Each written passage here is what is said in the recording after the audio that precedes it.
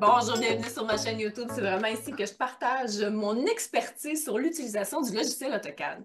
Vous avez sûrement remarqué que dernièrement, j'ai fait plusieurs petits shorts sur YouTube directement et c'est vraiment dans le but d'aller vous apporter des petits questionnements supplémentaires sur votre utilisation du logiciel. J'ai aussi un petit sondage qui court, puis le but de tout ça, c'est de pouvoir vous amener à vous poser des questions, mais aussi à me partager les différentes douleurs que vous rencontrez lors de l'utilisation du logiciel.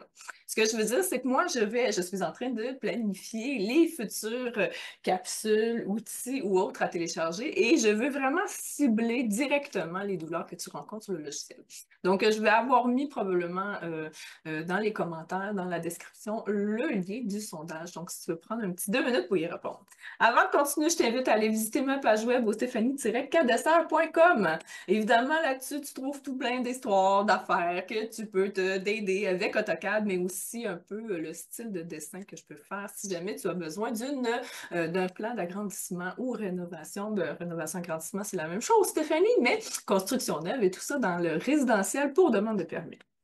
Aujourd'hui, de quoi qu'on va parler, c'est d'une petite nouveauté sur la version 2024. Peut-être que tu as remarqué des petites choses qui ont changé, mais celle-là, je la trouve quand même intéressante, puis ça te fait gagner un peu de temps. Oui, je pense que oui, ça fait gagner du temps. Donc, sans plus tarder, je vais partager mon écran. Alors voilà, on est sur mon template de base avec toutes mes mises en page qui sont importées et tout ça. Ce que je veux vraiment attirer votre attention, c'est sur les deux petits menus hamburger qu'on a juste ici. Il y en a deux qui sont apparus. Le premier, je ne vais pas m'étirer trop longtemps, je vais vous laisser le gérer comme vous le voulez, là, mais tu sais, c'est un peu les nouveaux dessins, les open et tout ça, là, tout ce qu'on a dans le menu plus haut. Mais tu sais, c'est juste une petite nouveauté comme ça. Et sinon, la nouveauté qui est la plus intéressante et sur laquelle je vais porter plus d'attention dans cette capsule, c'est les trois menus hamburger qui sont juste ici. Bon, tout d'abord, on peut aller gérer directement un nouveau layer à partir de là. Il y a le From Template, je vais y revenir. Il y a le Page Setup Manager, que là, ici, on peut faire directement notre Page Setup avant la création de toutes nos mises en page. Ça, j'en ai déjà fait une capsule, donc je ne m'étendrai pas trop longtemps à ce niveau-là.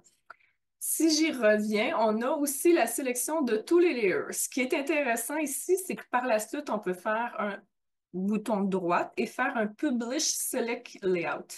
Ce qui est très intéressant ici, c'est qu'on rouvre directement et on n'a plus le petit DWG qu'il faut aller supprimer puis que moi, des fois, j'oubliais d'enlever. Là, maintenant, c'est beaucoup plus rapide. Fait que moi, souvent, je fais publish au clavier, là, donc je vais essayer de me trouver une façon d'aller sélectionner les layers avant ou tout ça, là. Mais bref, ça peut être quand même une solution si tu es quelqu'un qui fonctionne plus à l'écran. Ensuite, si je reviens ici, vous avez aussi, bon, le Publish Select Layout, on peut déjà le sélectionner ici. Et ce que je trouve très intéressant, puis ça, avant, dans les anciennes versions, on n'avait pas accès au positionnement de ça. Ce positionnement-là, comme là, vous voyez, c'est la ligne de tous les layouts qui se trouve à être au-dessus de la barre des statuts. La barre des statuts étant la barre qui est juste ici. Je vais remettre mon pointeur rouge. C'est la barre qui est juste ici, là. Ça, c'est la barre des statuts.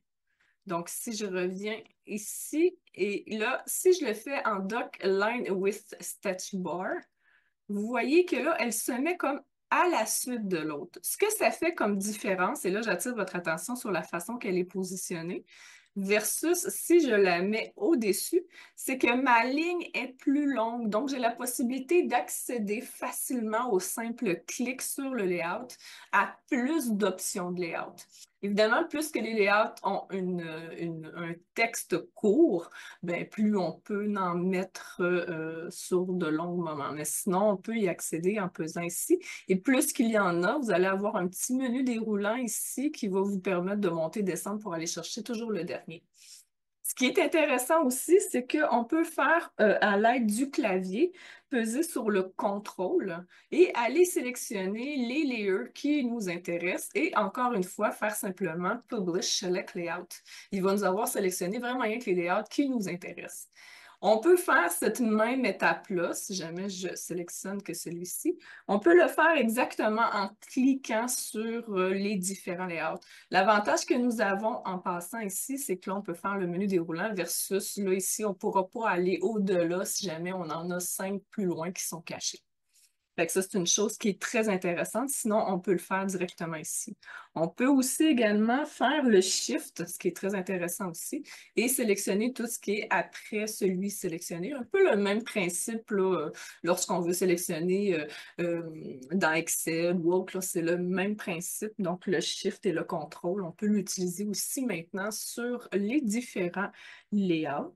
L'ancrage, j'en ai parlé. Et la dernière chose que je trouve très intéressante, mettons que vous avez fait votre dessin, puis il y a quelques layouts qui ont disparu parce que vous n'en aviez pas besoin. Finalement, le client change d'idée, on remet des layouts, tout ça. Maintenant, on peut aller intégrer des layouts à partir du template. Donc, si on sélectionne le template, on vient chercher celui qui est concerné. Et là, vous pouvez voir qu'il y en a plusieurs. Fait que moi, bon, je vais rajouter relevé parce que je sais qu'il est à la fin. On fait OK, puis vous voyez, il vient de rajouter le layout relevé à la fin.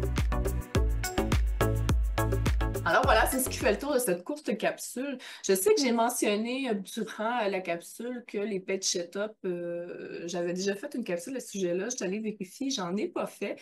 Par contre, je sais que c'est quelque chose que je couvre dans mes formations, surtout ma formation au niveau des templates, des gabarits. Donc, au pire, vous pourriez aller peut-être fouiner un petit peu là, sur les internets, à savoir comment ça fonctionne tout ça. Si jamais vous avez des interrogations, je pourrais vous envoyer des liens pour que vous puissiez aller fouiner correctement à ce sujet-là.